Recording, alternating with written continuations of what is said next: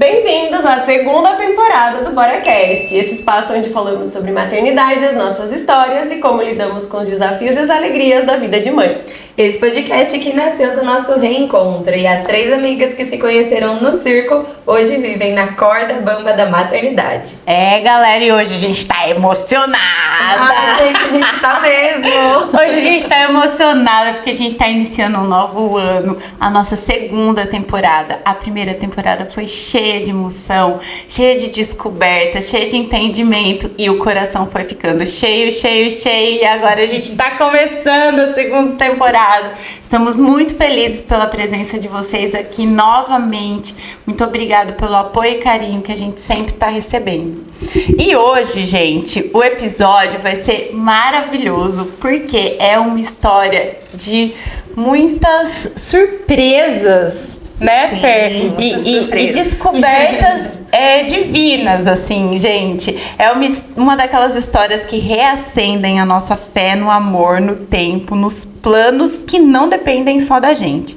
Uma história sobre filho gerado e filho adotado ao mesmo tempo. Dá pra acreditar? Uma loucura. Uma loucura. É sobre esperas longas, diagnósticos impossíveis, milagres e reencontros que só o coração de mãe entende. Então, gente, se você já curtiu tudo isso, porque não tem como não curtir, dá um curtir aí no nosso vídeo e se inscreve no nosso canal, porque a gente tá buscando 1000 inscritos. E se possível, coloquem aí de onde vocês estão assistindo esse episódio aí que tá começando a nossa segunda temporada. Gente, ó, e já de cara, já encaminha também esse episódio pra algum amigo aí, pra já chamar pra assistir junto com você, tá bom? Aí vocês já vão trocando figurinha aí junto, falar, o que você achou dessa parte, o que você achou daquela.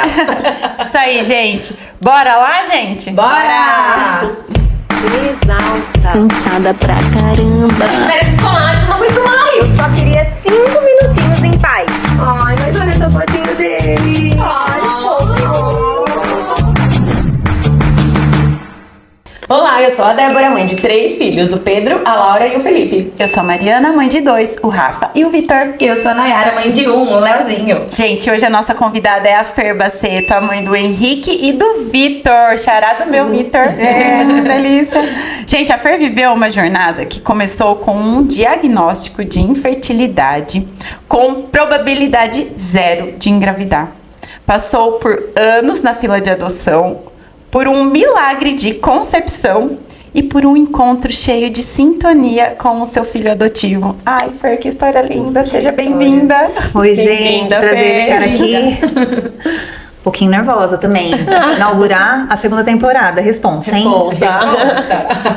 O podcast de vocês é cheio de histórias de mães, né? Histórias lindas.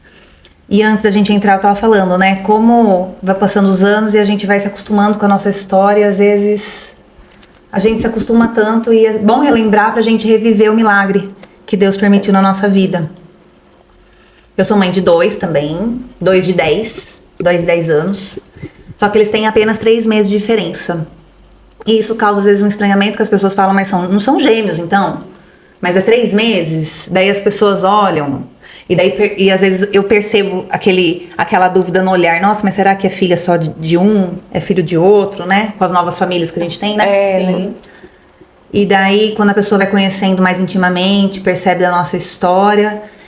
E eu gosto muito de contar a nossa história, não para engrandecer a família, o que a gente viveu, mas principalmente para contar da graça que a gente vive, desse Deus tão maravilhoso, que Ele é poderoso e faz milagres, sabe? Porque a gente realmente, o que a Mari falou,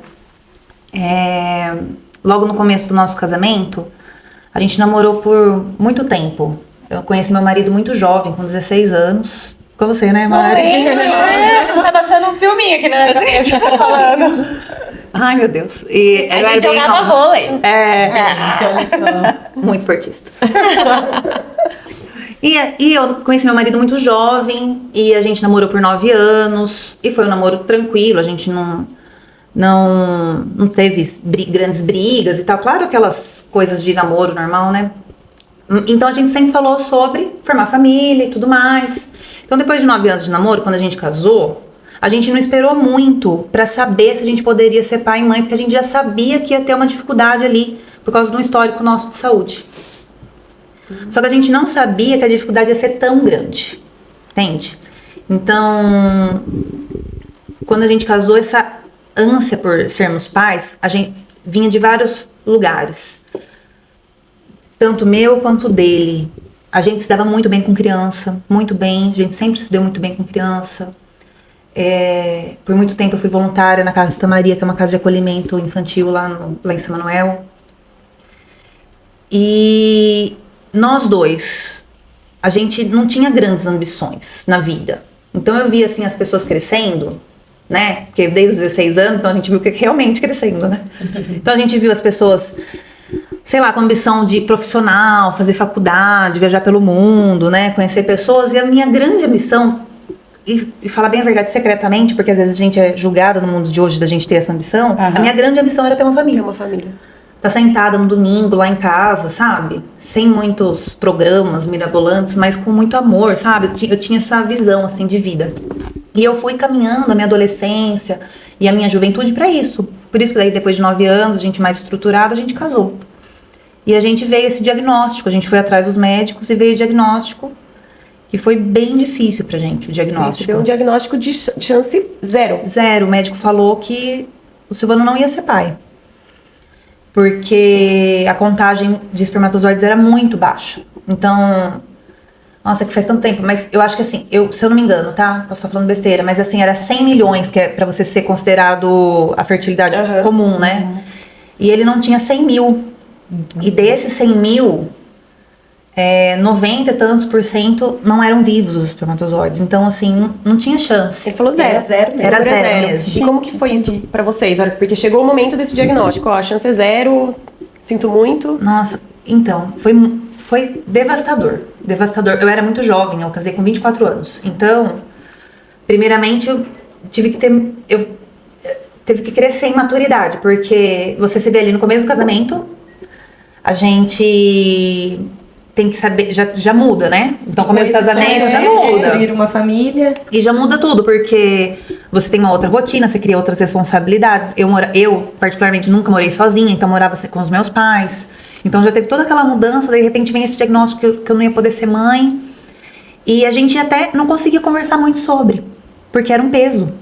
Era um peso dele, que ele se sentia, depois de muitos anos, né? A gente conversa sobre isso hoje. Ele se sentia incapaz, incapacitado de me fornecer o presente de ser mãe, dele ser pai. E eu também não queria, não é julgar, não queria colocar essa pressão também, né, em cima colocar a culpa nele. Até porque se eu tivesse problema, entendeu? Então, a partir do momento que você casa e quer gerar um filho, é uma só carne. O problema de um é dos dois, né? Não existe, é seu problema, é seu problema. O filho é dos dois, né? O filho é dos dois, o problema é dos dois, a dificuldade é dos dois, se torna uma só. E a gente foi ficando em silêncio, e nisso aí a igreja foi ajudando a gente a lidar, a palavra de Deus foi ajudando a gente a se abrir mais, a colocar nos pés de Deus mesmo, o que a gente ia fazer, quais são os planos de Deus, que pensa, é um plano de uma vida que de repente foi ceifado ali. E o médico foi muito seco, e não deu alternativa. Não é que ele falou assim, dá pra vocês fazerem tal coisa. Não, ele não deu alternativa. Ele falou que não ia acontecer. Não tinha o que fazer. E foi passando o tempo, e a gente, com aquilo, às vezes conversava, às vezes não, tentava, né? A gente ficava na tentativa. Mesmo ele falando que era impossível, a gente falou, não, mas o nosso Deus é um Deus de impossível. Mas, ao mesmo tempo, com aquela tristeza que a gente sabia que não ia concretizar o nosso sonho. Mas o tempo foi passando, e a gente foi orando, e as coisas foram clareando na nossa mente. E como a gente sempre, no decorrer dos 9 anos, a gente sempre falou em adotar. Por quê? Uma, porque eu era voluntária na Casa Santa Maria, e eu já tive aquele contato, eu queria muito, assim. Só que, assim, o trabalho voluntário que eu fiz era, assim, anos antes, né? Então, tipo, sabe quando apaga da memória mesmo, né, as coisas. E aquilo foi voltando na minha mente, e na família do meu marido tem um caso muito bem sucedido de adoção, que é o irmão dele. Eu conheci o irmão dele, ele tinha 3 anos de idade, o irmãozinho dele, que é adotivo. Hoje ele tá lá nos Estados Unidos, vivendo do jiu-jitsu, um orgulho nosso. Tem 25 anos hoje. Ele é uma bênção. Um dos muitos irmãos, que eles são em 6, né? E Olha que legal. eles são em 6. E o Ju é o caçula, 25 anos. Então, como a gente tinha um caso muito bem sucedido de adoção, que a gente falava super abertamente, que é o mesmo amor e tudo mais. Eu conversava muito com a mãe do Silvano. Vocês já viviam isso? Já vivíamos isso. E então a gente falou, por que não? Vamos entrar pra fila. E entramos pra fila de adoção. Só que a gente não sabia que era tão trabalhoso. Por quê? O meu cunhado, né, que eu considero filho, irmão, cunhado, tudo, por ter conhecido ele tão novinho, não foi adoção comum. Foi aquela adoção que era feita antigamente, adoção brasileira, que uma mãe pegou e entregou para os pais do Silvano, e eles cuidaram, e a adoção dele saiu quando ele tinha só 6 anos, porque até todo o processo decorrer e tudo mais.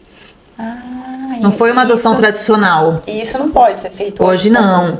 Hoje, se fica sabendo que foi feito dessa maneira, Fica mais legalizado isso. a criança ela pode até ser retirada da família.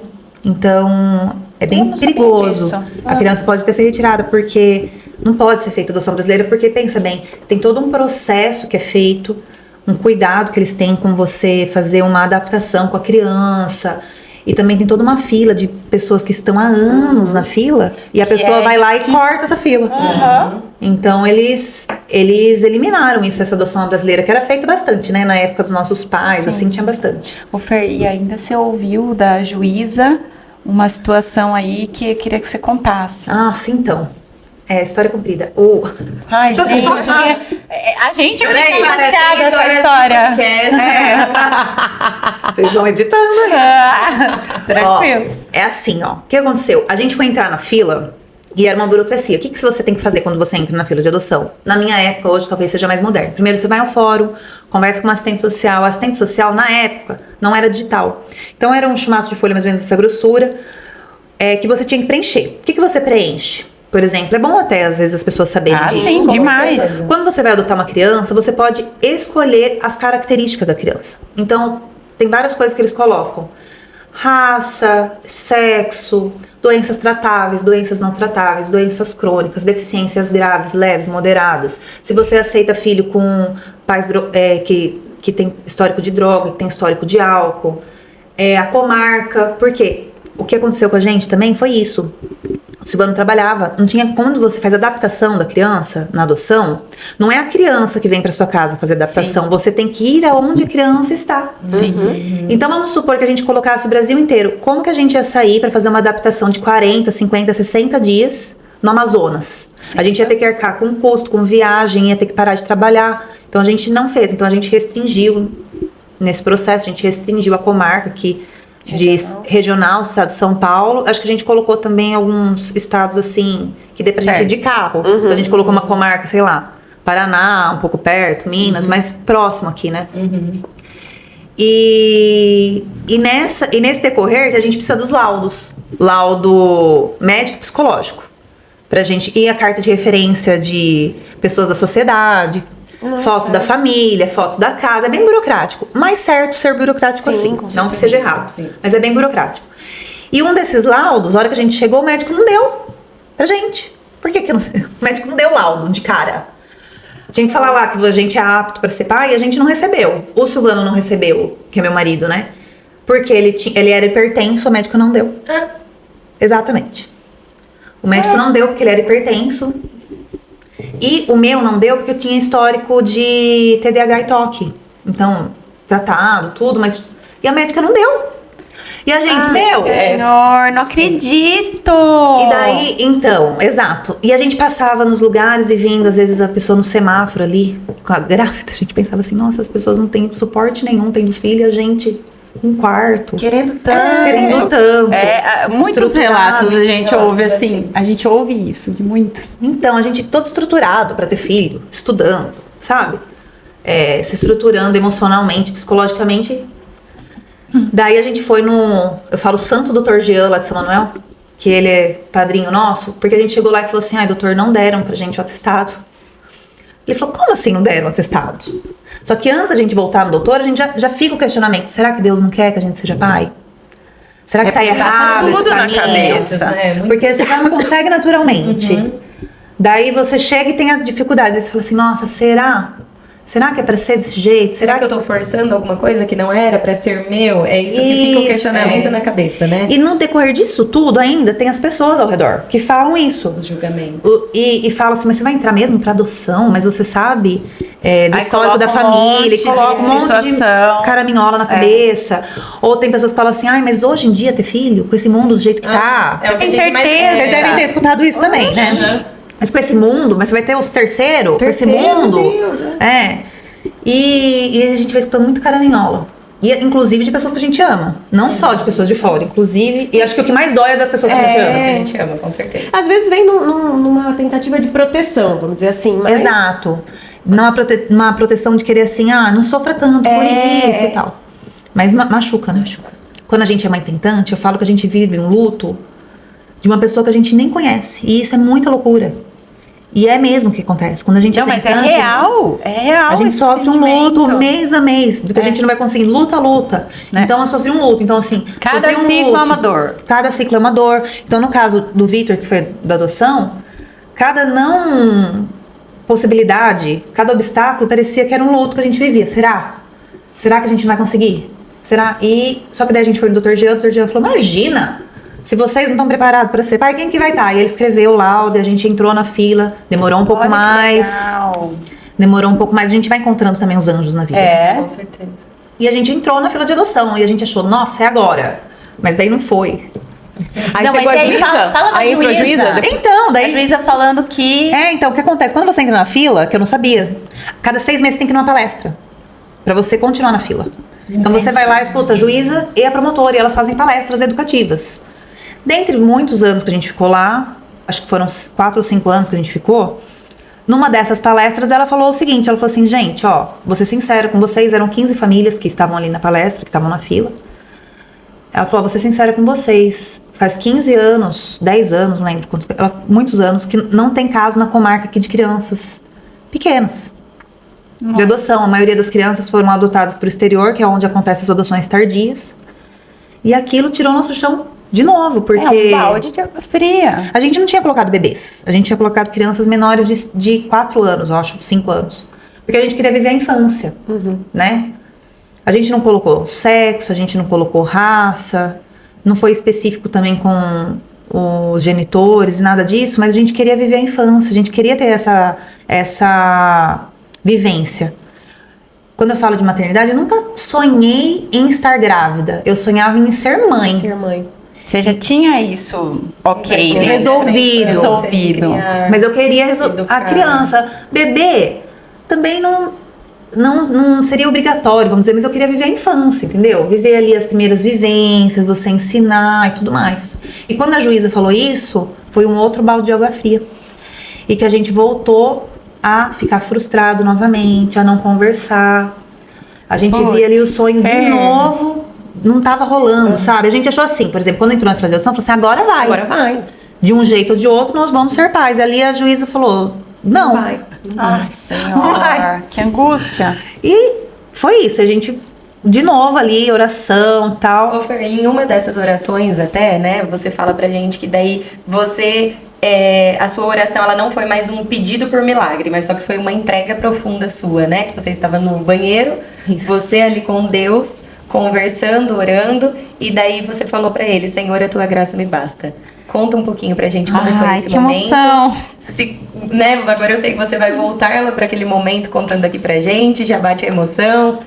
Olha, foi o momento que eu me senti mais conectada com Deus na minha vida.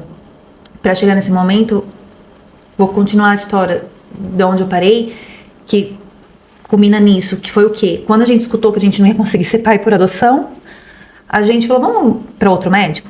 Escutar o que um outro médico pode falar pra gente? E resolvemos, antes de ir pro médico, orar. Que a gente não fazia isso. A gente primeiro ia lá, tentava resolver com as nossas mãos, e depois a gente colocava o problema pra Deus. E dessa vez a gente fez um pouquinho diferente. Dessa vez a gente resolveu orar antes da gente escolher o médico e tudo mais. A gente foi no médico. E esse médico foi diferente, porque quando a gente chegou lá, ele falou assim, ele olhou os exames, ele olhou pra gente com aquele olhar pesaroso que a gente já conhecia, mas ele falou primeiro assim, vocês acreditam em Deus? E a gente falou, a gente crê.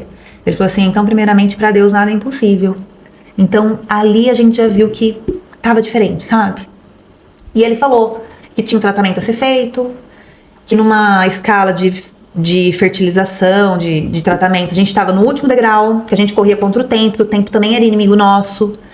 E conforme fosse passando os anos, ia ficando mais grave, que a gente não podia deixar passar. Então era um tratamento caro, um tratamento que era longe, porque a gente mora no interior. Tinha que ser meio urgente. Tinha que ser meio urgente, só que a gente estava no começo, num casamento. Então a gente tinha financiado casa, financiado carro, tudo mais. A gente não tinha mais crédito. Sim. Chega uma hora que você não tem mais crédito, né, pra ir atrás. Mas mesmo assim, a gente falou, tem uma luz no fim do túnel. E eu comecei a pesquisar tal, até que chegou uma informação do instituto, chamado Instituto Ideia Fértil, que tem lá em Santo André. É um local que você paga só o remédio. Então, é igual o Nesp, pra quem conhece, aqui em Botucatu, que a gente... Acho que aqui também tem o Amaral Carvalho, né, que é mais conhecido, né? Tem. Então, é um hospital, só que é específico para fertilidade. Então, vai lá muitas casais de mulheres que querem ter filhos, mulheres que querem ter filhos sem o pai, que às vezes é mãe solos, que às vezes chega numa certa idade e não encontrou o parceiro de vida.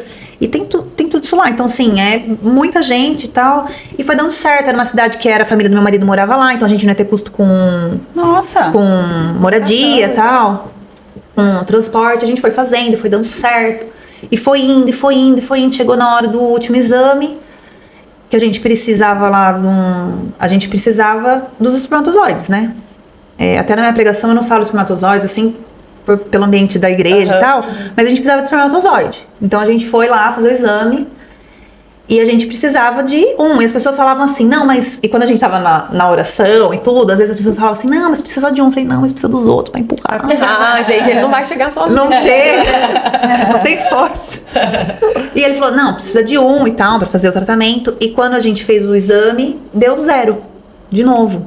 Então, daqueles que eu falei que tinha menos de 100 mil... Desses, não tinha nenhum. Não tinha nenhum. O médico olhou pra gente bem... Categoricamente. Preocupado, Ele falou bem preocupado. Ele falou, olha, vocês vão ter a chance de fazer esse exame mais uma vez. E se sair 0 de novo, não tem como multiplicar 0. Não tem como. O 0 não tem, né? E daí a gente foi pra casa, da casa que era dos familiares dele lá. Então eu tava numa cidade diferente. No coração. Num ambiente que não era o meu. Numa casa que não era minha. E com essa notícia, a gente não conseguiu conversar no carro. Sim. Nossa, gente. Era aquele peso. Aquele silêncio mortal. Ensurdecedor. Aquele silêncio, assim. Que dói, né? Que dói na alma. E eu cheguei lá na casa da tia do meu marido. E olhei aquilo e falei, nossa, pra onde eu vou? Em São Paulo, né? Tipo, eu não podia sair caminhar em São Paulo, né? Igual a gente faz aqui no interior, eu vou andar na rua, né? Vou dar uma volta. Não dá. A tia dele morava lá na Zona Leste, ainda não tinha como sair. Daí eu falei, Senhor, e fui pro banheiro. E encontrei lá meu quarto secreto, que fala lá em Mateus 6. E ajoelhei no chão e me derramei aos pés do Senhor, como eu nunca tinha feito. E falei, Senhor, o que o Senhor quer? Por que tantos obstáculos? É pra eu ser? É pra eu não ser? E eu realmente me entreguei pra Ele. Eu falei, Senhor, eu não... Vamos fazer o seguinte? A Tua graça me basta. Pelo sim ou pelo não, eu e a minha família serviremos ao Senhor. E é isso que vai bastar pra minha vida. E lá eu senti que as minhas lágrimas se enxugaram e que eu experimentei uma paz assim que excede o entendimento. E eu tomei um banho e eu saí de lá em paz realmente. Saí, consegui conversar com meu marido ele estava esperançoso. Meu marido, o dom dele é a fé, então ele tem muita fé. Ele falava, não, vai dar certo. Eu sinto que vai dar certo. Deus plantou isso no meu coração. Ele falou, antes eu não sentia, mas agora eu tô sentindo que vai dar certo. E daqui 3 dias a gente vai pra São Paulo e vai dar certo. Eu falei, não, a gente vai voltar, né, pra São Paulo e vai dar certo. E daí o médico até tinha dado uma recomendação bem engraçada, que ele falou assim, olha, vocês vão vir pra São Paulo, seu marido vai vir com uma sacola de gelo no meio da perna. Sério? Tinha isso? Tinha. Olha, doido. O ar-condicionado no talo. Jesus. Olha isso. Ai, gente, cada coisa que a gente passou, meu Deus. Falar pra vocês, não foi fácil. Hoje dá risada, né? A luta foi grande. Mas é por isso que eu sou tão grata com o que eu vivo. E tão consciente, porque de tudo que a gente passou pra ter. E a gente veio pra São Paulo, a gente 3 horas de viagem, foi pra São Paulo. Ele assim, a gente fez exame e conseguiu 4 espermatozoides. Conseguimos 4 espermatozoides. Daí a gente, nossa, agora é minha vez, né? Agora pode multiplicar. Eu falei, agora é minha vez. Eu, assim, como foi? saudável. Foi esse mesmo médico? Foi, tudo lá no Instituto Ideia Fértil. E o médico, quando... Nossa, e assim, é uma... E As quando pessoas você vibram, né? As pessoas vibram, exatamente. E todo mundo vibra, é engraçado, né? Todo mundo vibra. Os primos do Silvano, lá de São Paulo. Ai, que a hora que a gente demais. contava notícias e tal. A gente nunca foi eu não sou muito daquelas pessoas que tá passando pela luta ou que tá querendo conquistar alguma coisa que fica pra si, não conta. Eu já gosto de partilhar pra gente compartilhar da vitória. Entendeu? A pessoa que compartilha da nossa luta, ela comemora a vitória com a gente com mais alegria. É verdade. Eu tenho essa convicção. E as pessoas torcem por nós. Eu acredito muito também em intercessão. Acho que a gente tem que contar as nossas lutas para as pessoas intercederem por nós também. E acontece, né? Com certeza, eu vivi isso. E vivo ainda, com vários outros testemunhos. Mas daí a gente conseguiu e era minha vez. Uma mulher saudável, num tratamento de fertilidade, consegue aí seus 10 óvulos, no mínimo. E eu consegui só 4. Então, era ali. A nossa chance era ali. 4 óvulos, 4 espermatozoides.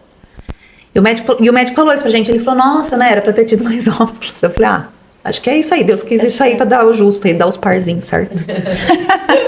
E nisso aí que eu falo que fez a mágica do pote lá, né? Deus soprou a vida. Só que de 4 só vingaram 2. Então, Como assim, mágica do pote? Desculpa. eu falo a mágica do pote, o que é a fertilização? Vai lá no potinho, eles fazem lá, tudo né? ali. Põe o óvulo com o espermatozoide. E eles fazem lá, virarem o... Ai, virarem o quê? Esqueci. O zigoto. Os zigotos.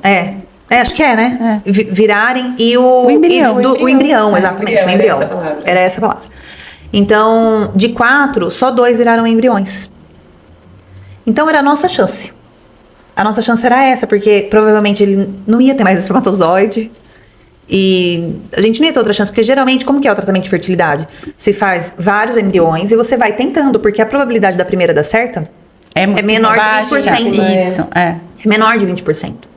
Então, a gente não ia ter Imagina, outra vocês chance. tinham 2 embriões com chance de menos de 20%. Exato. Então, daí fica a responsa na mãe. Porque a gente que tem que segurar a cabeça. Sim, porque a gente Não gera, tem isso né? também? A gente que... E foi posto os 2 embriões na minha barriga. E foi dando certo. Só que daí, com 15 dias, eu tive um sangramento. Ai, senhor, me dá até um negócio. E eu tive um sangramento. E, ao mesmo tempo, eu não tava com médico ginecologista. Eu tava lá no instituto. Não tem um médico que você liga no celular e fala, doutor, aconteceu isso e tal. Então, eu liguei pro meu ginecologista. E ele falou assim, olha, Fernanda, não tem muito o que fazer. Então, você tem que esperar, dar o tempo pra fazer o exame e tal. Se tá tudo Às vezes pode certo. ter acontecido alguma coisa, pode não ter acontecido. Mas quando aconteceu o sangramento, a gente foi pra casa também. A gente tava num churrasco de família. Eu falei, Silvano, vamos embora. Ele falou, não. Eu falei, não, Silvano, vamos embora. Teve um sangramento de novo. Então, a gente chegou em casa. Arrasado. Aquele clima Outro de novo, luto, né? aquele Outro- clima de novo. Eu lembro que eu fui pro quarto, ele ficou na sala. E ele fala que daí ele teve um momento de conexão dele com Deus. Nessa hora. Nessa hora, ele fala isso, que ele teve... Porque tudo isso que eu falo, que eu fui lá no banheiro e falei que a tua graça me basta, tudo, eu não compartilhava isso com ninguém até então, né? Com ele, com ninguém, porque era uma coisa íntima, né? Uma intimidade. Ele fala hoje que foi nesse dia que ele teve o encontro dele com Deus. Porque é engraçado que a gente conhece Deus, a gente se converte, mas os encontros eles vão acontecendo no decorrer da vida, né? E ele teve esse encontro muito forte com Deus e ele falou, Fer, esse sangramento não foi nada e tudo mais. A gente vai voltar lá pra São Paulo e vai ter dado tudo certo. Eu já não tava com essa fé toda. Então, foram passando os dias, o médico falou que eu podia fazer o exame de farmácia. Daí fui lá fazer o exame de farmácia um dia antes. Porque ansiosa. Recomendado isso. Ansiosa do dia que o médico falou que eu Pelo podia fazer amor o de de Deus, a farmácia. gente sempre traz. Que mulher que não vai fazer o exame de gravidez recomendado para não fazer? Qual? Tentando, eu não sei. Eu acho que só eu fiquei esperando, né? Ai, Nayara, Porque só sua na paciência. minha cabeça, eu falei assim, na hora que eu tive eu falei assim, nossa, eu acho que eu tô grávida. Aí eu falei, mas eu tenho que esperar eu terminar todos os meus compromissos pra eu fazer o teste. Imagina. Eu esperei mais ou menos, acho que uns 12 dias pra eu fazer o teste de gravidez. Esperei dar todas as minhas aulas, todas as minhas coisas. Porque se eu tivesse feito antes, eu ia ficar com aquilo na cabeça. Eu não ia conseguir me dedicar o tanto que eu... Olha só. Então eu esperei. Acho que só eu. É a paz da Nayara, Se né, alguém gente? mais conseguiu viver essa proeza, conta pra gente. Porque Imagina. desconhecemos, Fala só a assim, Nayara. Eu mesma fiz no do Vitor, o Dr. Davi lá de Rio Claro lá. Então não faça teste, não faça isso, nananã, espera. Ah, você acha? Eu já tava fazendo teste no Só primeiro... faça isso, não espere. Não espere. Só Faz isso, isso. então, sim. E eu fiz e deu negativo. Ai, Daí eu falei assim, não, mas deu negativo, porque eu fiz um dia antes do que ele tinha me autorizado a fazer o exame de farmácia, mas tipo em tal dia, né? Era tipo assim, uns 2 dias antes da consulta dele mesmo lá em São Paulo. Daí eu falei, não, porque eu fiz o dia antes. Daí eu peguei e deu negativo, não contei pra ninguém, né? Daí... Nem pro Silvano. Nem pro Silvano, porque ele tava com muita fé. Como que eu ia tirar a fé dele? E eu também não queria falar pra ele que ia dar negativo, porque ele ia falar assim, não vamos nem pra São Paulo mais então. Eu queria ver se tinha, sabe? Sim, Uma possibilidade. Não dessa gestação, porque eu achava que não ia ter. Mas de, sei lá, fazer tudo de novo. tentativa. Sei lá. Embora o médico falasse que ia ser cada vez mais difícil, mas, né, eu tava na esperança ali. Porque eu já sabia que demorou 10 anos na fila de adoção. Eu falei assim, né, vamos tentar do jeito que dá, né? Ai, meu Deus. E daí eu fiz o outro teste, deu negativo. E daí no outro dia deu negativo. Então eu fiz 3 testes, deu negativo. 3 testes. 3 testes negativos. Depois de quanto tempo da implantação? Não lembro. Não lembro. Tava fazendo antes da hora mesmo, né? Eu acho que sim. Já faz 10 anos, eu não lembro. E as ruim pra essas coisas, de lembrar datas. Ah, gente, tá difícil pra nós lembrar a consulta do médico. Meu filho Henrique é ótimo com números. Ele que sabe a altura dele, o peso dele, do Vitor. que fofo. Porque eu não decoro. Não consigo decorar. Vacina tem que pôr na geladeira. Não consigo. Não consigo. É uma dificuldade que eu tenho. Mas tudo bem. Eu tenho essa dificuldade. Mães, né? Não consigo. E daí eu fui lá e fomos pra São Paulo. E o Silvano, sabe, no caminho e tal. E eu, né? Até conto uma pregação minha que eu falo assim, da passagem de Abraão com Sara, quando o anjo chega pra Sara e fala assim, Sara, você vai ser mãe, e a Sara é velha já, né? Idosa. E ela ri, né? Eu falo assim, o Silvano falava que dava tudo certo e eu ri. Que no íntimo eu ri, né? Mas mal sabia eu que eu tava pra vivenciar. E daí eu cheguei no médico e fiz aquele beta, né? Beta-HCG. Beta-HCG. Fiz o beta e tem um tempinho, acho que era horas assim que o hospital dava o resultado. Então a gente pegou e foi almoçar no shopping, né? Porque quem vai no interior, vai em São Paulo, o que a gente faz? Vai no shopping. Vai no shopping. E daí a gente vai no shopping. É que né, nem a ficava menina rolando. fala assim, mas você quer almoçar McDonald's? Eu falo, na minha cidade não tem. Só quer almoçar no McDonald's. Toda vez que ela vai entregar ela aqui no Mac. Ai, que delícia. Fazer o quê? Ué, tudo bem. Hoje mesmo vou comer a casquinha nova do Mac. Do Mac. Olha, Olha, Mac, patrocínio. Beleza. E daí a gente foi e me deu uma tontura na escada rolante. Me deu uma zonzeira. Daí o Silvano falou assim, é porque Tá grávida. tá grávida, né? E eu, nossa, será? Pensei comigo, mas deu negativo. veio- Daí me veio o negócio. Né? Vai que, né? Vai que. Ah, E daí realmente, a hora que eu cheguei lá, o médico falou assim, olha mãe, seu beta deu tanto. Tem um número, né? Eu também não vou lembrar. O número lá que dá o beta. Seu beta é tanto, então quando é isso, ele começou a falar os termos médicos, eu, assim, né, olhando, né, pro médico. Ele, parabéns, você vai ser mãe. Entendeu? Parabéns, você vai ser mãe. Daí eu... Aí que você entendeu o que tava acontecendo. daí que eu entendi. Comecei a chorar, cascatas de choro, chorava. E o Silvano? Ele ficou meio homem, né? Anestesiado ali. Acho que tipo, pensando no parado. posto da escola. Sabe? Já falando, meu Deus. Não é isso, homem, pensa, hora que eu também... Falei, Ele ficou meio assim. Agora é real. Sei lá, né? Eles não reagem, né? Eles ficam meio... Pelo menos todas as Paralisados. mulheres que eu converso falam que o homem fica meio... né? No primeiro ultrassom, fica, né? E aí, beleza. Só que daí a gente sai pra uma sala... né? Saindo pra sala. Uma sala que tem 50 mulheres fazendo tratamento, né? E eu chorando. As mulheres, tipo... E lá você escuta muita história trágica. De gente que tá na 7ª tentativa, 8ª tentativa. Sabe? É muita história trágica. E eu chorando... E as pessoas vindo me consolar. Achando que tinha- que não. Tido outro E eu não não. conseguia falar. Ai, que delícia. Que Vai dar aquele tudo chorando de muita certo. alegria. Muita alegria. Nossa. Eu não sei nem explicar o que eu vivi, meu Deus. E com aquela suspeita também que podia ser gêmeos e tal, né? Porque tinha implantado implantou 2. dois. Ai, E tava um pouco alto o beta, né? Quando é mais alto, né? Múltiplo, E daí todo mundo torcia, e todo mundo... Beleza, e a gente voltando de São Paulo, e daí a gente contando pra família. E daí, não era época ainda de Vídeo chamado. Imagina, a foto do Henrique era de... Olha como... 10 anos, gente. Era Sério? câmera digital. Oxi! Ainda. Não tinha celular com alta resolução. Imagina. nem selfie, 10 anos, né? gente. Olha, 10 anos. Não é muita coisa. Não. Ela viu muita coisa. Nossa, pensa bem. Então a gente ligava e o pessoal gritava na rua. Meus familiares, porque era muito irmão pra contar e tal, né? Não dava pra você pôr no grupo da família. Não tinha uma, grupo da uma família. vez todo mundo fica sabendo. Ai, que legal, mas é legal porque você presenciou contar pra Todo mundo. E a gente foi contando e tal. Legal. E a gestação foi suave. Até depois a gente descobriu que esse sangramento que eu tive foi a perda de um dos embriões. Ah, entendi. Por isso que a gente teve o sangramento. E a gestação foi tranquila, em partes, porque daí você tem que tomar muito remédio pra segurar quando faz tratamento. Então tinha muita progesterona e tudo mais. E fui vivendo a maternidade. E fui vivendo a gestação, que não é fácil, já viveram. Eu não gostei de ficar grávida, pra falar a verdade. Vocês gostaram, né? Eu amei. Você amou ficar grávida? Ficar grávida. Eu amei. Aqui eu tive 3 gestações muito tranquilas, assim. Tive algumas questões na reta final do meu caçula que talvez eu precisasse fazer o parto um pouco antes, mas também fui acompanhando e correu tudo certo. Então, Eu sou a pessoa que eu gostei, mas eu também não tenho saudade da minha barriga. Eu gostava também, mas é aquela... Porque, gente, é um peso, é desconforto, é ar que não Eu tem. amo muito mais depois que nasceu. eu também. Eu tive uma experiência, como que fala? Puerpério, né? Muito boa a minha experiência de A puerpério. minha não foi tão boa, mas eu gostei mais do que depois que ela Só verdade. Então, porque às vezes também, eu gosto de falar isso também, que eu não gostei muito da gravidez. Olha só quanto que eu pedi por esse milagre.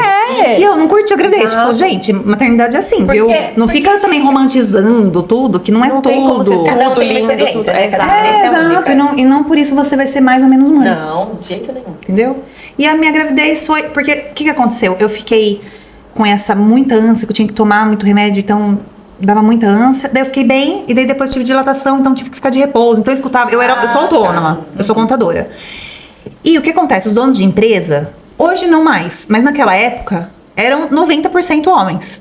Então, eles não entendiam que eu tinha que ficar de repouso na minha casa. E não tinha home office.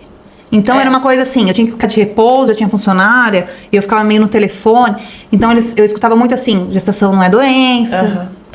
Eu não conheço essa frase, gente. o Então que tá vem acontecendo? viver, né? E eu Tá tava rolando. com dilatação, então Não tinha que é ficar de doença, é repouso. bagunça como se fosse, né? Exatamente. Então tinha que escutar. E não se falava muito, né? Não se falava dessas questões, vamos ser sinceros, 10 anos atrás, porque a internet não era o que é hoje, não tem essa roda de conversa, não existia, né? Sim.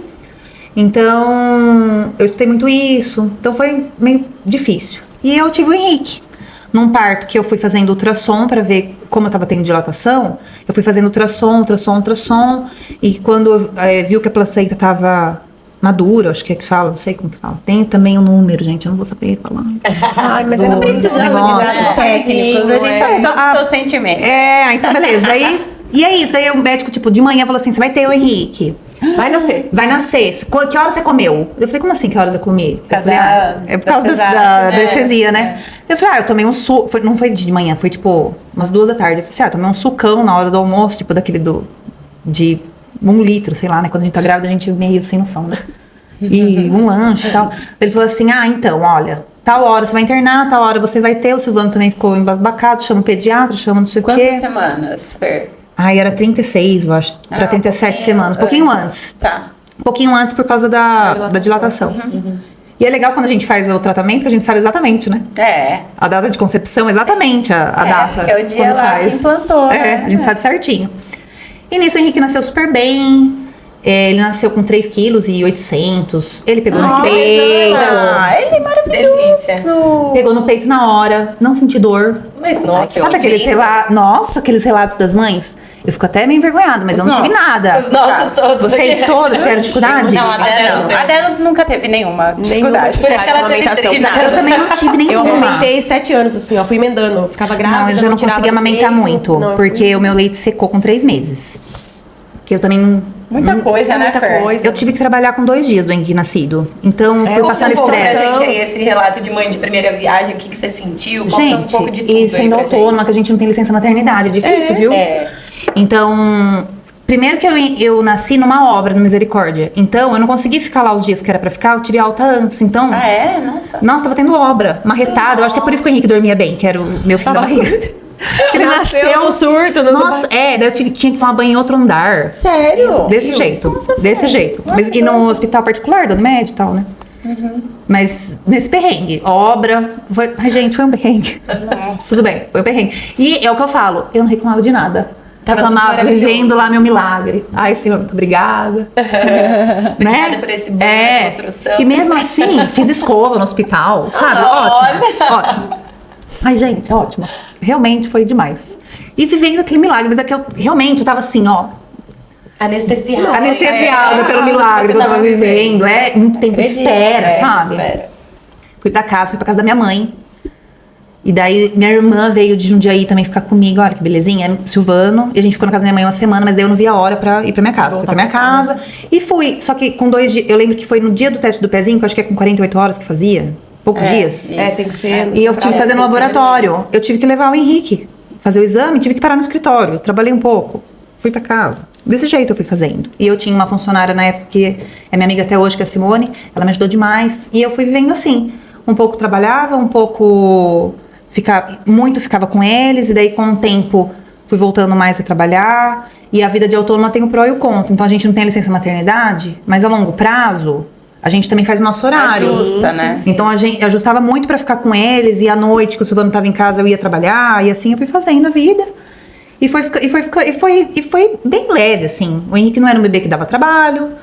E eu também não sou uma pessoa que romantiza muitas coisas, então eu fui vivendo. Não deu pra ser parto normal? Vai ser cesárea. Não deu pra dar o peito, que secou com 3 meses? Dá a fórmula, é isso aí. Pegou a chupeta, beleza. Com 2, 3 meses ele soltou a chupeta. Beleza. E fui, e dormia no quarto. Também dormia no meu quarto, não deixava no quarto dele, porque eu achava que com o meu cheiro ele dormia mais e eu sou uma pessoa que dorme. Gosto de dormir. Ou a privação de sono, eu acho que doida. É o pior pesadelo, né? Eu acho que das piores coisas, assim, a privação de sono. Eu acho que é pior. Ou quando você fica doente e tem que também cuidar. Sim. Eu falo que os 2 desafios, meu Deus, que difícil. Então eu tinha esse negócio dele dormir ali pertinho de mim, e tal, e deu tudo certo, e foi indo. E a gente continuou indo na palestra de adoção. As pessoas se surpreenderam quando viram a gente com o Henrique lá de 6 meses. Acho que o Henrique tinha 8 meses. A gente chegou com o Henrique de 8 meses lá, na palestra de adoção. E as pessoas se surpreenderam. Por quê? Geralmente, quais são os relatos que a gente escuta de adoção? A pessoa adota, e daí tem o filho da barriga. A gente escuta muito isso aí, né? E a gente queria passar pela adoção. A gente queria gerar o filho dessa maneira também. Então a gente continuou. lá. Tempo também, né? Que vocês ouviram, vai ser muito tempo de espera. Às vezes é tanto tempo assim, né? E a gente continuou. Como que foi essa conversa pra vocês decidirem ir pra palestra, por exemplo? Foi muito natural. Porque, a gente quer ter 2 filhos. Amanhã tem palestra, vamos. A gente quer ter 2 filhos. O Henrique, vamos, assim. Eu, como eu falei pra vocês, não curti muito ficar grávida. Então, pra mim, tava super resolvido que o segundo filho ia ser por adoção a hora que chegasse. Então, tava resolvido isso na minha cabeça. Então, não curtia muito ficar grávida. Eu falei, o próximo vai ser por adoção e tal. Só que essa palestra em específico é uma palestra de roda de conversa. Que a juíza é a promotora. E todos os... Onde eram as palestras? Era no fórum da cidade. Então, tinha o fórum do júri lá, era lá. E geralmente as palestras, às vezes vai uma médica, às vezes vai uma psicóloga, né? E fala sobre os desafios da adoção.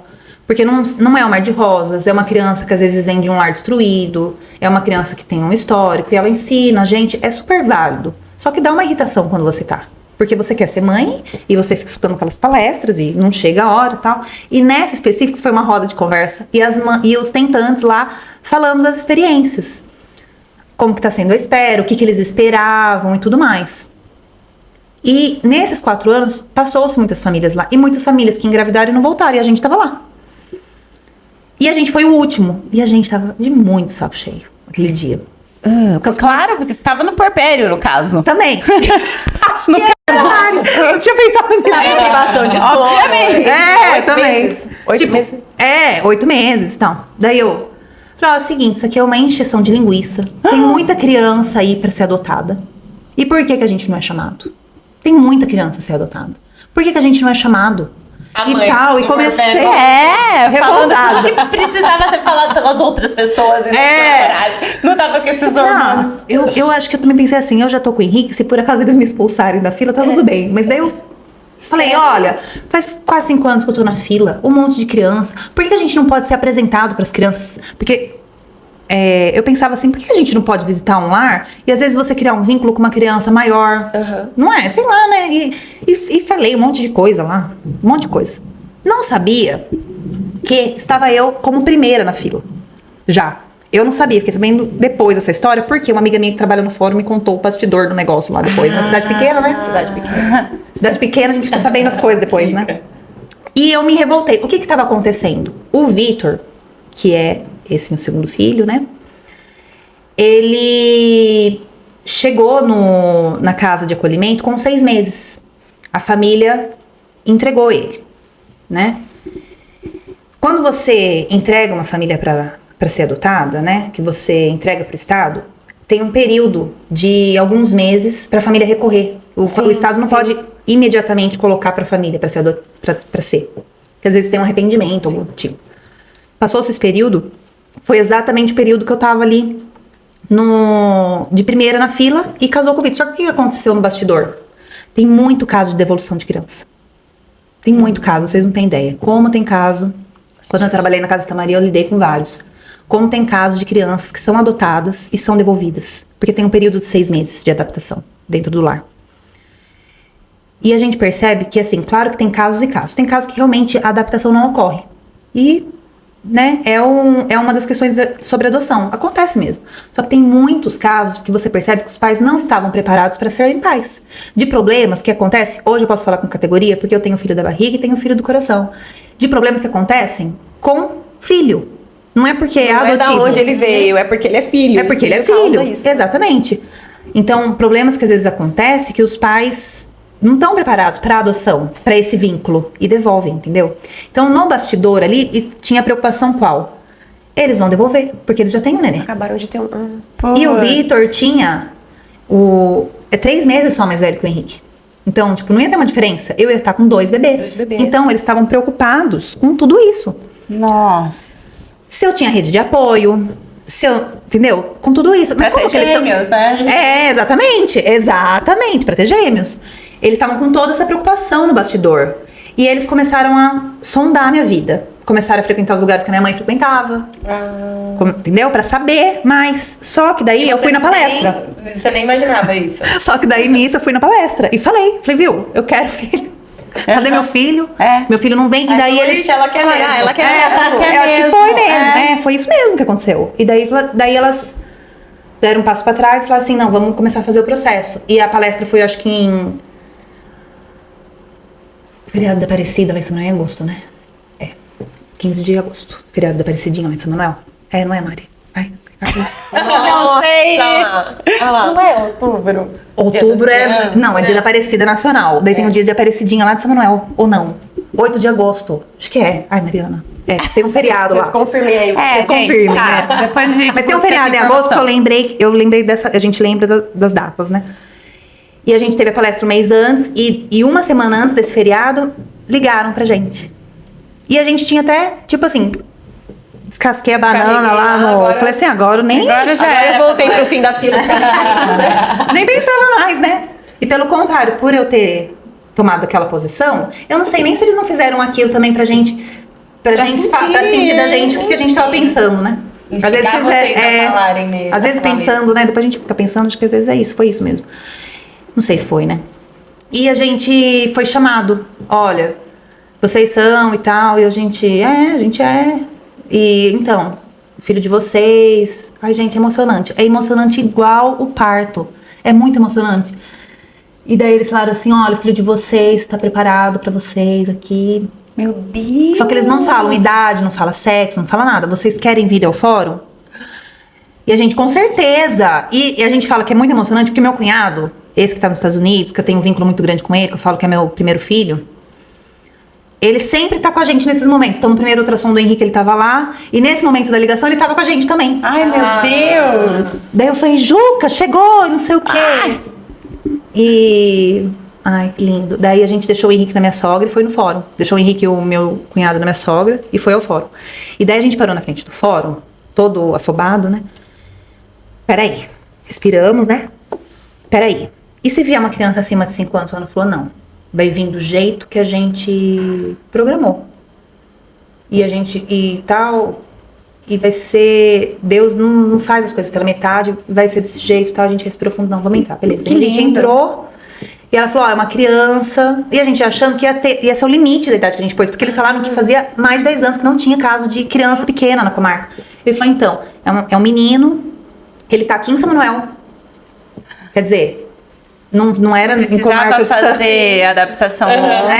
E ele tem 1 ano e... Um mês. 1 ano e 1 mês. 1 ano e 1 mês? 1 ano. Na época ele tinha 1 ano, né? O Henrique tinha 1 ano e 1 mês. 10 meses o Henrique tinha. 1 ano e 1 mês. A gente não acreditou na hora. Daí a gente ficou igualzinho no hospital, entendeu? Foi igualzinho a reação nossa. Eu chorava, o Silvano ficou...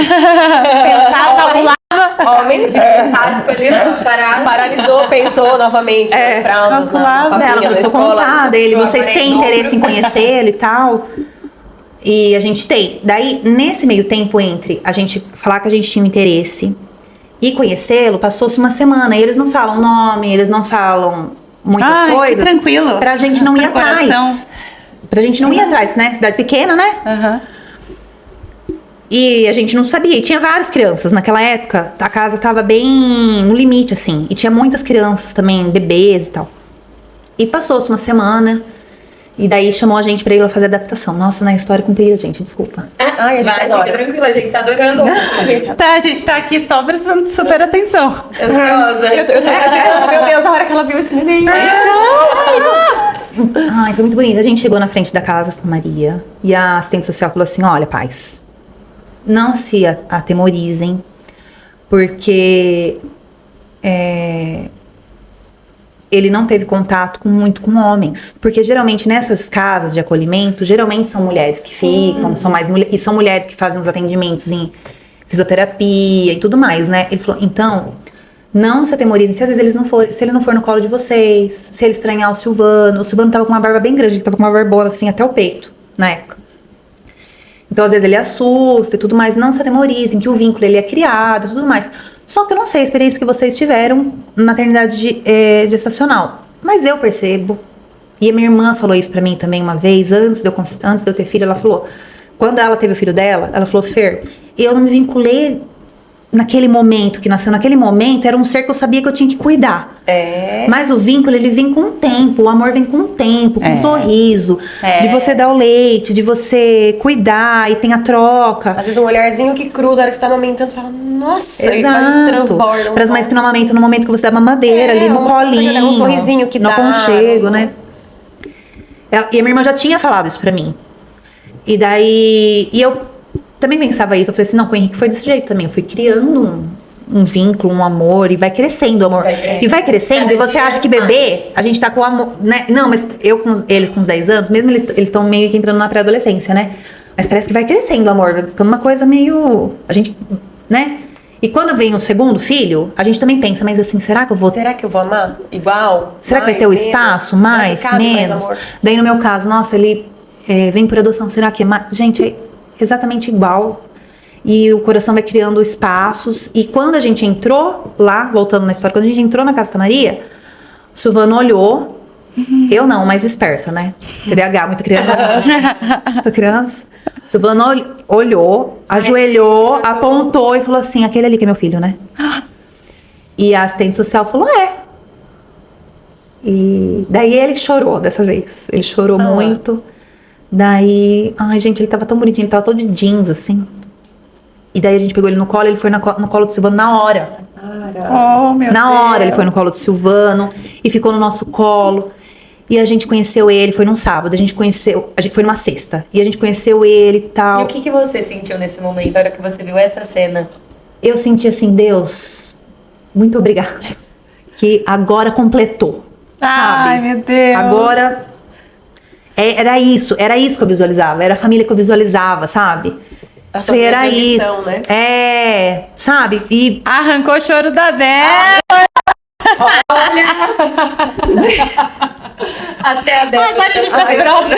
Agora pode. Maravilhoso! Você quer dizer a Todo temporada mundo, da Começamos com tudo. Vamos. Só que o problema foi que eu tive que deixar ele lá. É verdade. Você foi só conhecer. E foi assim... Gente, foi horroroso. Horroroso. Ai, meu Deus. Eu fiquei assim durante os dias de adaptação, foram os melhores e os piores dias, porque eu tinha que ir lá e voltar e deixar ele lá. Então eu ia e deixava meu filho lá. Meu Deus. Foi bem horrível, assim. Então eu fiquei Foram 15 quantos dias. dias? Foi poucos, mas daí eu vou contar o porquê ainda disso, que foram poucos. Foram 15 dias de adaptação, deixando ele lá 100%, porque foram só 15 dias. E foi difícil. E eu fiquei 15 dias sem conversar com ninguém. Daí realmente eu não conseguia. Não conseguia trabalhar. Ficava triste. Eu fiquei bem depressiva. Porque deixar ele lá. Pensa, você deixar seu filho. Não dá pra Gente, pensar. Acho que passa muita coisa na cabeça. E já era seu. já era meu, tinham esse exato. sentimento. Porque no dia. Passou esse. Olha só, gente, de Deus mesmo. O que aconteceu? Isso foi numa quinta, numa sexta. E o Vitor ficou lá. E daí, como a gente mostrou o vínculo, então teve uns dias que a gente ficou sem vê-lo, pra a juíza efetivar que a gente poderia ir lá fazer adaptação. Porque daí tem todos os movimentos lá, todas as ações, né? Tem que fazer dentro do processo. Até para respaldar a criança, resguardar. Para não ter esse negócio da devolução. Às vezes você vê a criança e sei lá, às vezes na hora bate arrependimento. Tem várias experiências, elas vão contando depois pra gente, né? Conosco não aconteceu, mas acontece. Nesse meio tempo entre a gente ter conhecido o Vitor e a gente poder fazer a adaptação, o Silvano tem uma cólica muito forte. E ele nunca teve essa dor e tal. E ele teve uma pedra no rim muito forte que ele teve que ser acometido por cirurgia na hora ali. Nossa. E ele ficou. E ele fez e colocou o duplo J, que é um negócio que você tem que ficar 40 dias com o duplo J pra daí estourar a pedra no rim. Por laser. Acho que é tipo isso. E ele ficou com esse atestado de 40 dias. Então o que aconteceu? O Silvano não precisava trabalhar, a gente conseguiu fazer a adaptação o dia todo. A gente ficava mais rápido. Então eu falo que Deus até a doença mandou. Uma cólica de rim que ele nunca teve antes. Ele nunca teve. O Silvano, dá pra contar, acho que faz 26 anos que a gente tá junto. 25. Ai, não lembro. Esse tempo. 23. Ai, sei lá quanto. Mas é mais de 20 anos que a gente tá junto. Dá pra contar no dedo da mão os dias que ele fica doente. Esse homem é uma coisa. Eu já sou o contrário, já caio na cama, sabe? Ele não dá pra contar. E ele teve essa cólica, ele teve essa pedra. Eu falo que Deus mandou até a doença pra gente poder fazer a adaptação. Você vê como é que o olhar, né?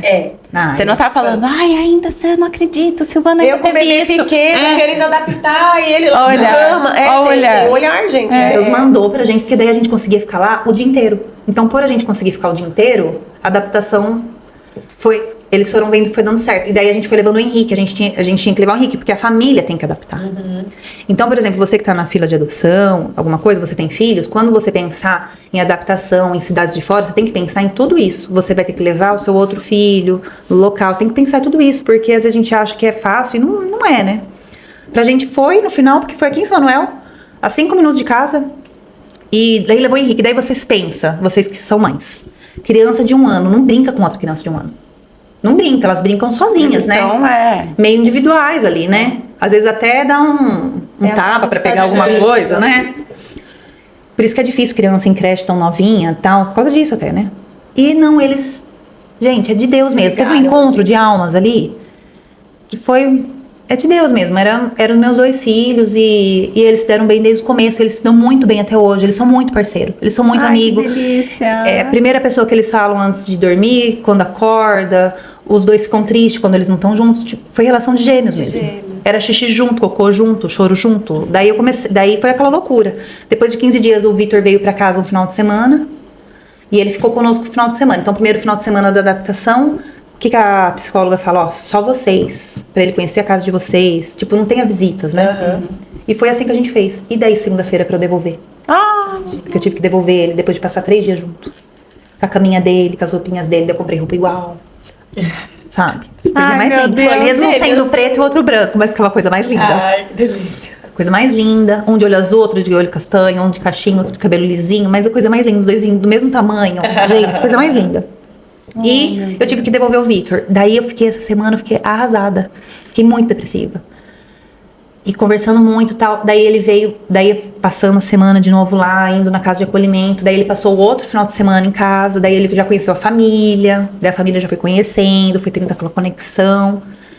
E daí eu devolvi de novo na segunda. Só que daí na terça-feira saiu a sentença, ele veio pra casa. Nossa. Que delícia. Então foi uma coisa de um mês. Um mês de adaptação. Inteiro. Foi, porque foram os primeiros 15 dias indo. Isso. Depois os 2 finais de semana. E daí ele foi. Eu fiquei, pra falar a verdade, eu passei muita raiva. E eu xingava muito o juizado. Falava assim, onde já se viu? Mas hoje em dia, eu vejo que é necessário. Porque tem muitas famílias, realmente. A gente começa a escutar muita história. Tem muitas famílias. Tem muitas famílias que desistem. É que o seu sentimento tava 100%. Tava né? ali. É que as pessoas não sabem, né? Como tem mães também que às vezes têm a gestação e não tá preparada pro filho, né? Só que dela não tem como devolver. E na adoção tem essa peculiaridade, as pessoas devolvem. É cruel, mas as pessoas devolvem. E eu fui vivendo, gente. É uma loucura, porque daí eu fui vivendo. E o doutor Eduardo, que é o nosso pediatra, a hora que eu falei pra ele, ele falou assim, ó, primeira semana que ele estiver na sua casa, já me liga e eu já vou eu já vou ver ele, já vou atender. Daí a gente descobriu que ele foi uma criança que nasceu lá na Unesp. Que você pega um certo histórico, porque quando você tem essa adoção, como que acontece também, é bom para as pessoas saberem. Você não fica sabendo da vida pregressa dele. Por quê? Você fica sabendo da data do acolhimento pra frente. Você não sabe da história dele totalmente, bem pouco você fica sabendo, né? Você sabe porque tem um nome ali na certidão de nascimento ou algo do tipo, mas você não sabe muito. Só que daí o doutor Eduardo me informou que eu tinha o direito de conseguir o histórico dele, da Unesp, histórico médico. E pelo histórico médico eu fiquei sabendo de muita coisa. Da data dele de nascimento, de quantos quilos ele nasceu, de muita coisa. Então o doutor Eduardo também foi outro anjo que mandou. A data de nascimento, não sabe? Ai, sabe, só que, falei errado, né? A maneira que nasceu, então você fica sabendo. Ele ficou internado lá na Unesp, porque como ele nasceu com 1,5 kg. Então a gente ficou sabendo o peso que ele nasceu. Então ele nasceu com 1,5 kg, que ele ficou internado na Unesp 20 dias e que ninguém ia visitar. Então já começou desde lá, só que ninguém denunciou. Depois ele foi pra casa dele, lá dos genitores, e daí teve caso de violência. Foi difícil de ação. E ele chegou no acolhimento com 6 meses desnutrido. Então ele veio com esse histórico de desnutrição. Até hoje ele tem dificuldade de comer carne porque não foi desenvolvido o maxilar por causa da amamentação, porque ele não também teve introdução alimentar na data correta que é pra ter. E tudo mais. Quando ele chegou pra gente, veio todo esse histórico, ele veio fazendo terapias, então ele passava pela psicóloga, pela fisioterapeuta na PAI. Só que com 1 mês que ele estava em casa, ele já teve alta de tudo. Porque o que faltava pra ele era amor, era atenção. Que na casa de acolhimento, por mais que eles façam, não substitui, né? De um lar. Não, é muita criança. Muita criança. E a gente ficou sabendo daí como que o Vitor foi gerado, a data mais ou menos que foi gerado, porque quando a gente engravida, quando nasce, né, a gente faz aqueles exames lá de históricos e a gente faz o cálculo mais ou menos, né?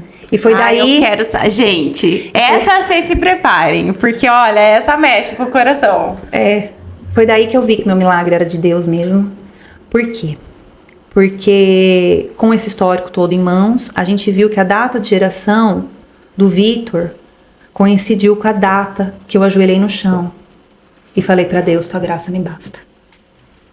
Coincidiu.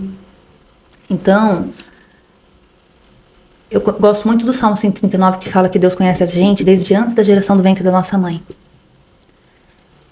Ele tinha que passar por aquele ventre para vir pela minha família, porque senão não viria o Vitor.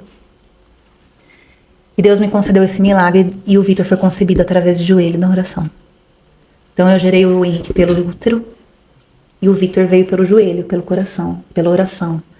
Porque foi a mesma data. Porque Deus faz tudo redondo. Deus não faz milagre pela metade. Então, desde pequeno ele sabe de toda essa história, a gente vai contando pra ele, no período que ele vai entendendo. Então ele sabe que ele foi muito amado, muito querido. A gente não aborta a história dele. Ele não chegou como um extraterrestre na nossa família. Ele nasceu de uma outra barriga. Ele teve essa história. E a gente conta com muito carinho essa história pra ele. Pra falar que ele teve que passar por isso, pra vir pra nós. Mas que ele foi desejado, que ele foi concebido através da oração. Então ele é um menino muito confiante de si, da história dele. Ele sabe a história, o Henrique sabe, todo mundo sabe da história dele.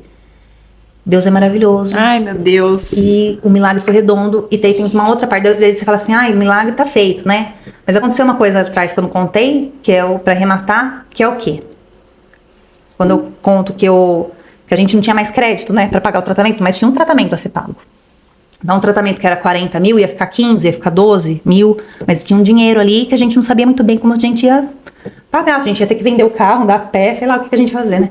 Mas a gente fez na fé, assim, um salto de fé. O Henrique nasceu em outubro. A gente ia ter que começar a pagar o tratamento em janeiro.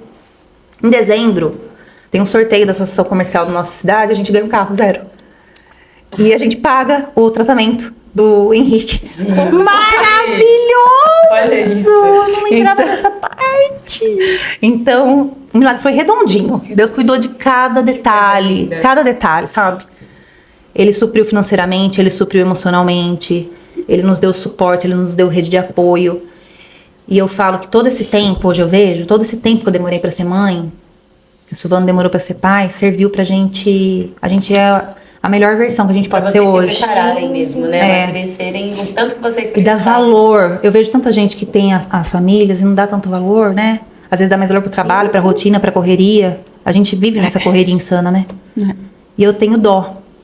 Porque eu realmente vivencio a minha maternidade, assim, a todo momento. E minha vida é corrida. Porque eu tenho um escritório, eu dou aula de natação, eu sou seminarista na minha igreja, a minha vida é muito corrida. Mas, assim, a maternidade, ela ocupa um lugar na minha prioridade que só fica abaixo de Deus. Então, como é gostoso vivenciar esse milagre. Todos os dias. E daí eu fui vivendo, né, a maternidade de gêmeos. Eles não eram gêmeos, mas eram. Oxi! Gente, porque tem uma fase ali da infância, do recém-nascido, para um bebê de 3 meses, que dá uma diferença. Mas chega num momento que 3 meses é diferença. Nada. Nenhuma. Nada. Quando o Vitor chega em casa, o Vitor engatinhava. Não andava e nem falava. O Henrique falava e não engatinhava de jeito nenhum, o Henrique. E eu falava assim, doutor Eduardo, o menino não engatinha. Não tem isso? Que daí a amiga engatinhou com sei lá quantos meses. Não, a amiga já Nasceu engatinhando da minha amiga. É assim, né, gente? Triste, mas é. E a gente começa a ficar preocupada, não fica? Eu fico... A gente tenta colocar a caraminhola na cabeça, mas... E o doutor Eduardo foi meu pediatra. O pediatra dos meus meninos foi meu pediatra. Ele falou, Fernanda, igual você, preguiçoso. Deixa ele no tempo dele. Só que daí o Vitor veio, como é legal, né? O Vitor veio engatinhando, logo atrás. Foi ele. Já foi ele. Ele já engatinhou, porque ele queria correr atrás do Vitor. E daí o Vitor começou a falar por causa do Henrique. E daí um foi desenvolvendo, e a infância deles foi toda assim. Um às vezes andou um pouco de... Um tinha medo de andar de bicicleta. Mas daí ele viu o outro, e daí... Conseguia. Então, muito legal. por mais que foi muito difícil no começo, porque gravidez gemelar deve ser muito difícil, mas eu tive uma infância gemelar, sei lá como que fala, né?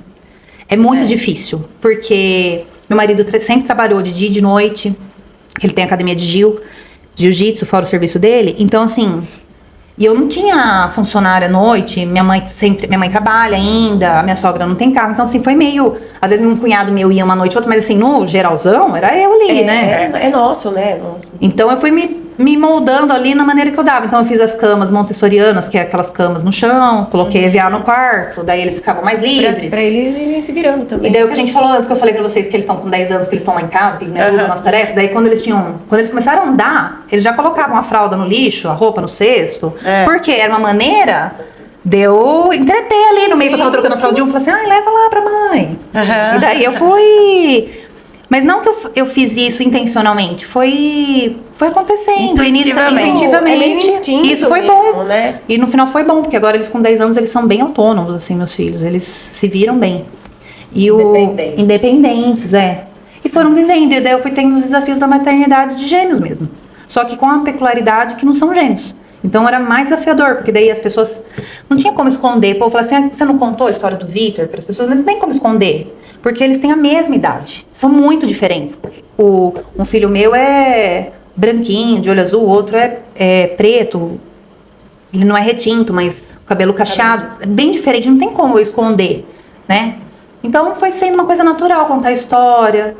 E eles vivendo e vivenciando isso. E contando a história da maneira deles. O Henrique da maneira dele. O Vitor da maneira dele, né? Os dois com a mesma vivência. Só que sob perspectivas diferentes, os dois. E eu sempre falando que a geração de nenhum deles foi atípica. Então eu falo, a geração de vocês dois foi atípica. e conto e tal. Então, é bem resolvido isso lá na nossa família.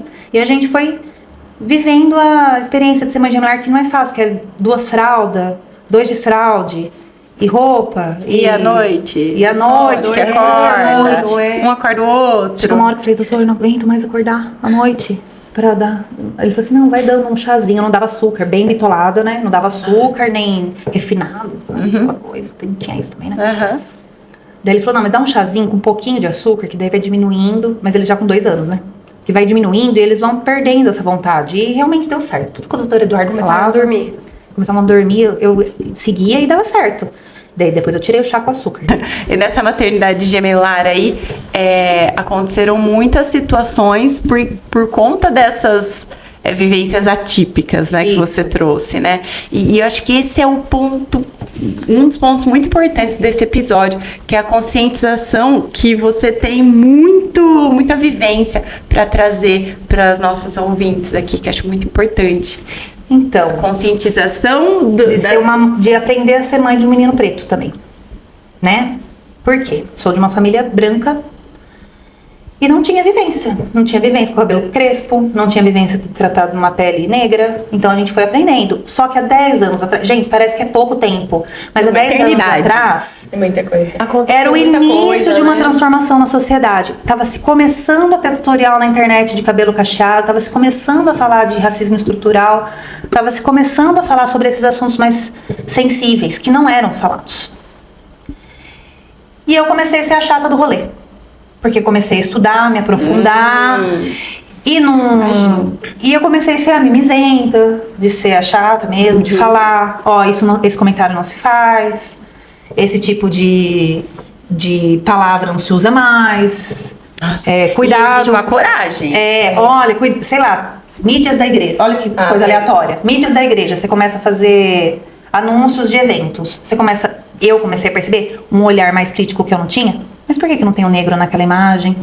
Por que nessa novela não tem?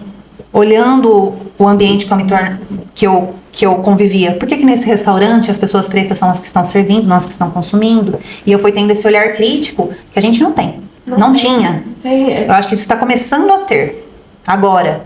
Mas há 10 anos atrás não estava bem no início. E naquela época falava-se apenas... O comentário que tinha era sobre cota racial em faculdade, acho que meio que se limitava a isso naquela época um pouco. E eu fui estudando e fui me percebendo como mãe de menino preto e fui me colocando nos lugares, claro que sempre no meu local de fala, e fui tendo situações que as pessoas às vezes elogiavam meu filho Henrique, porque a gente andava com um carrinho de gêmeos. Situações que as pessoas às vezes elogiavam meu filho Henrique e não elogiavam meu filho Vitor. Ai, que olho lindo para Henrique, que tinha um olho azul, e não elogiavam o Vitor. Fui acontecendo essas situações. Então, foi daí que eu comecei a perceber que eu tinha que era diferente mesmo. Que não era só adoção, né? Até então, não tinha me tocado. Mas nessas vivências que eu fui tendo, eu fui vendo que eu ia ter essa dificuldade e o Vitor ia ter essa dificuldade, né? Não eu. Né? O problema era ele. Então, eu fui estudando, fui me aprofundando, fui educando os meus pares. O que é educar os pares?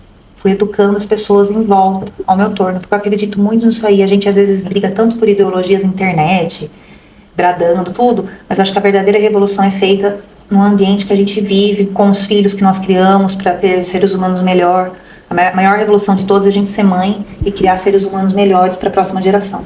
Sempre falo isso. Que história, hein, gente? Bom, como vocês viram, até aqui nós falamos sobre os milagres que cercam a história da Fer. Milagres de fé, de maternidade e de amor que transformaram a vida dessa família. Pois é. Mas a maternidade real, ela também é feita de desafios que muitas vezes ultrapassam o que acontece dentro de casa. E quando a Fer compartilhou as discriminações que o Vitor enfrentou por ser adotado e por ser uma criança negra, nós entendemos que essa conversa precisava continuar. Porque existe um assunto profundo, urgente e necessário, que toca muitas famílias: o preconceito, o racismo, o olhar da sociedade e a importância de educarmos nossos filhos para um mundo mais justo. A Fer trouxe algo tão forte que seria impossível a gente finalizar aqui. Por isso, nós dividimos esse episódio em 2 partes. E na segunda parte, começaremos um diálogo essencial sobre letramento racial, respeito, consciência e maternidade. Então, se você é mãe, pai, educador ou simplesmente uma pessoa que deseja construir um mundo melhor para as próximas gerações, você precisa assistir a próxima parte. Então vem com a gente para a parte 2, uma conversa sensível e transformadora sobre preconceito racial, adoção e o poder da educação preventiva dentro de casa. Fica com a gente até o próximo episódio. A gente se encontra lá. Tchau!